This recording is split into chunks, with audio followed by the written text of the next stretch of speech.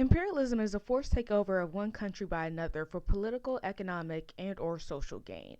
So think about your little sister taking over your room without your permission and charging you rent to stay there. Messed up, huh? Let's begin in Western Africa in 1904, when France's imperialistic aspirations had them take over the colony known as Mauritania. Mauritania was initially inhabited by a array of Berbers from black to white, and home to the Moors who once ruled Spain. Mauritania was a great source of raw materials for France, with its resources of copper, iron, and agriculture that still exists to this day. The goods helped to support France's industrialization, such as building steam engines and bridges to transport their new goods. France's colonial policy was to create international prestige and to further spread the French culture, without fully accepting or giving equal citizenship and rights to its colonies, yet taxing them and creating racist laws against them. Some 54 years later, Mauritania, or Mauritania as it's known now, was granted its independence in 1960. That was only 60 years ago, so probably during the lifetime of your great grandmother. Can you believe that, to only have freedom for 60 years?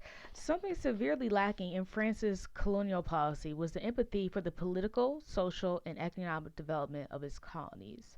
So France had no care about them having a thriving economy, indoctrinating racist ideas into the culture and the government, and leaving them to govern without any support.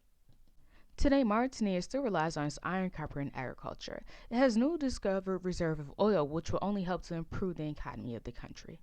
The Islamic Republic of Mauritania is currently a presidential republic, yet has seen its fair share of uprisings and military coups, like most former colonies have.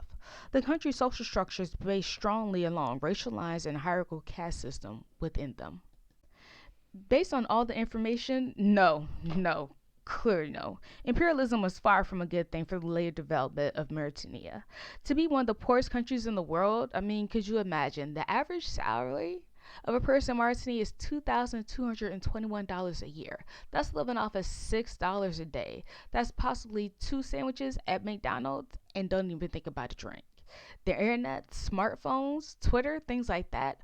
Only 2% of the country actually has access to the internet. And let's talk about the stability of the government. What has there been? There have been plenty of coups and uprisings going on in the country. So imperialism was not good for later development, as we realized France did not care about what happened to the people.